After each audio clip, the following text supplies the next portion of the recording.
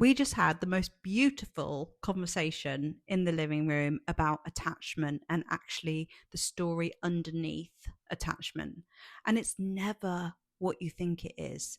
People think that they are ruminating about a person, about a situation. They feel heartbroken, and it feels like if only that circumstance could resolve, if only that person could see me in a particular way, if only I could get closure from that person, if only that person, that person, that person. And we hand all of our power over to that person. And we might try and do things, for example, like talking to them again, um, going somewhere, trying to arrange something to provoke maybe some kind of conversation or closure or whatever it is.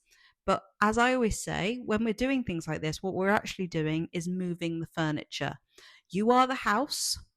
And when you're trying to move around the furniture in your house, you're still the house. Yeah. So, what is the house? The house is the thing that holds the real reason for the attachment. And the attachment is often found in answering questions that are usually to do with your past, your parents, or a loss or grief of some kind. Right. So, in the living room just now, we were talking about somebody's attachment to their ex, and I asked some questions about other aspects of that person's life, and things came up that were related to another person in that person's life, a loss, a death, right? And when we kind of really dove into it, there was a lot of emotion that was coming up in regards to this other situation, the meaning, the stories, the narratives around what this person had believed about herself and about her life, and about the potential for her to ever feel certain feelings that her ex had represented to her in her life, right? So she had a whole story and narrative about herself, her life, possibility, relationships that she had highly attached to this person, and essentially put her happiness in the hands of somebody else, which on a logical level, she and everybody, when you've done so much work on yourself, it's very, very frustrating, because you feel like, I know what's going on here. I understand why I'm attached. I've been to therapy enough to know what exactly is going on. But yet, when you still are not resolved, it means that there is something, a blind spot that you can't see, usually nothing to do with that person. And this is the kind of incredible, beautiful, awe-inspiring, heartwarming conversations that we have in the living room that are genuinely life-changing and transformative. So it came down to, like I say, another relationship, without going into too much detail about this person's story. It was nothing to do, well, it is something to do with that person, of course it is, but it's the attachment is actually associated with another part of her life that also needed love, acknowledgement, and to be addressed and resolved, maybe first, before moving the furniture to do with that relationship. One of the things that I suggested in that call was writing to the person who is lost, right? Writing to the person that you're not speaking to, and actually writing their reply, writing intuitively what their reply is, because this actually helps us to gain insight into how we feel, what we think, what we already know, without actually involving the other person. And you can do this with somebody who is alive or not, right?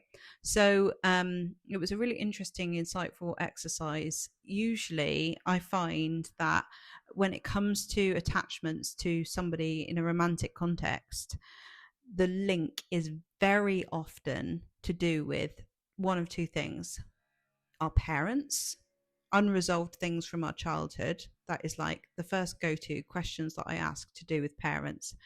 Or it is in relation to a story that we are telling ourselves about our life. For example, I will never find anybody like that again. Because of XYZ, I'm never ever going to feel those amazing things that I felt ever again. And therefore, the the fear of letting that person go is very, very, very strong. But when you address, like, okay, what is the narrative here? Is it true? Is it a fact? Do we have to believe in this for the rest of our life?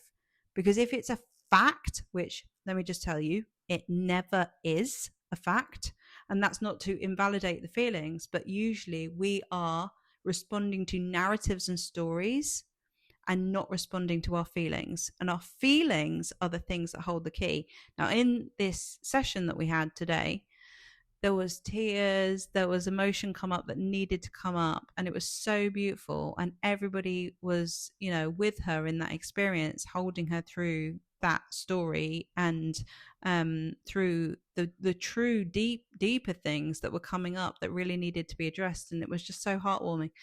So this is the kind of deep dive stuff that we can do in conversations like this, and it's such a safe space to be able to do it. So if you're looping about somebody, I would question the attachment is more to do with something that is underneath the surface and less to do with actually that person, a story, a narrative, something you're telling yourself about yourself and about your life and about your own possibility, that is keeping you afraid of letting go. Because once you actually break down that narrative and that belief, you actually realize, oh, it's easy to let them go. I can let this be. I can let it be as it was. It's not actually what I thought it was, and it's okay. I'm safe. I'm safe. I'm safe. It's all about building safety at the end of the day, feeling safe enough to let things go. If you don't feel safe enough to let something go, you won't let it go. So I hope I've explained this well enough. I mean, there's so much more I can say about it in terms of like the reason why we are attached to people is often like a blind spot.